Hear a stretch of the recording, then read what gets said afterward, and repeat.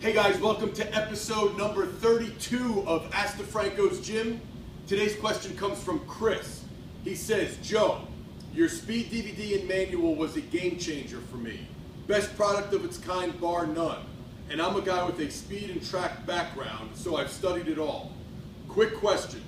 Your DVD and manual was the first product I've ever purchased that didn't have wall drives in it as one of the speed drills. Wall drives are the foundational teaching tool in every speed program for acceleration, regardless of the coach's philosophy. Were they accidentally overlooked because they are just a given at this point, or do you have a reason for their absence? This was actually a great question, Chris. You're the first one to bring this up. I thought more people would catch it because it is such a popular drill. But first I just want to kind of go over what a wall drive is. What Chris is referring to is that classic drill where you lean up against the wall, and basically it's meant to teach acceleration mechanics, where I will say I do like the fact that it kind of gets athletes to understand the lean and hip positioning. A lot of people will lean on the wall with their butt sticking out, and you can kind of get them that feeling of bringing their hips in without overarching or hyperextending, but getting their hips in, getting that power forward.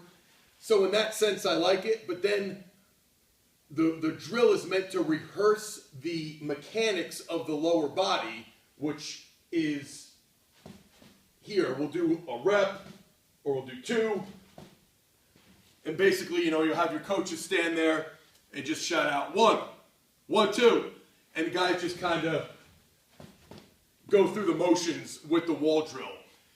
The reason why I do not like it and I feel it is highly overrated is because it is extremely unrealistic. It is not the motion that you go through when you accelerate. If you look where my foot lands, when I'm in this position, my hip is here, my foot is all the way back there. When you accelerate, or when you sprint in general, your foot is going to land directly underneath your hip. So if I'm here, realistically what's going to happen is my foot's going to come down and strike underneath my hip, and then I'm going to extend back. So with the wall drive, the problem is your foot strike is landing where your stride should be ending. And one of the biggest problems I see when I have athletes run a 10-yard sprint or I watch them accelerate is they take these short, quick, choppy steps. So they kind of get their foot, and as soon as it touches the ground, they get right back up. No force production whatsoever. We call it, they don't finish their stride. They just kind of touch and go.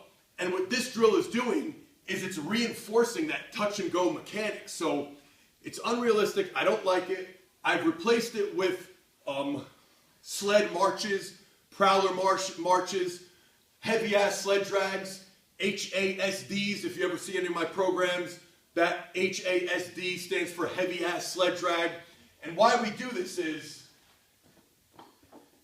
if you're pushing a heavy sled or dragging a heavy sled, if you watch my knee, if I'm in that wall drive position, now what I do is I'll have my foot strike underneath my hip and I apply force back before I take that next step. So we're still rehearsing that proper acceleration angle. If we push a heavy sled or we drag a heavy sled, we're working that angle that we work in the wall drive, but at the same time we're improving ground force production at very specific angles. Actually, the most specific angle we will be in when accelerating. So this drill, a sled drag, a sled push, actually kills 2, 3, 4 birds with one stone. It's one of my favorites.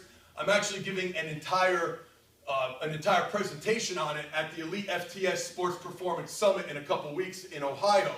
That's how important and how beneficial I feel they are. I'm not going to get into all that today, but I just wanted to answer your question and let you know there is a reason and a purpose why the wall drive was omitted. I feel it's overrated. It's unrealistic. It reinforces this bad, choppy mechanics. You could never run like that. If I run and have my foot land way behind my hip, I'm going to fall on my face.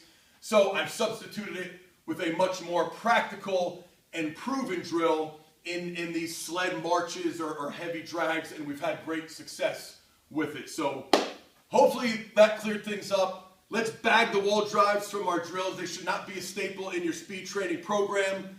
I know this is going to offend a lot of people out there, but let's just get out of the rut of doing shit because it's what we think is meant to be done or what's supposed to be done. Let's move on in life. Let's do some more productive stuff and get better results with our athletes. Hope you enjoyed this episode, and I will see you next time on our next episode of Ask DeFranco's Gym.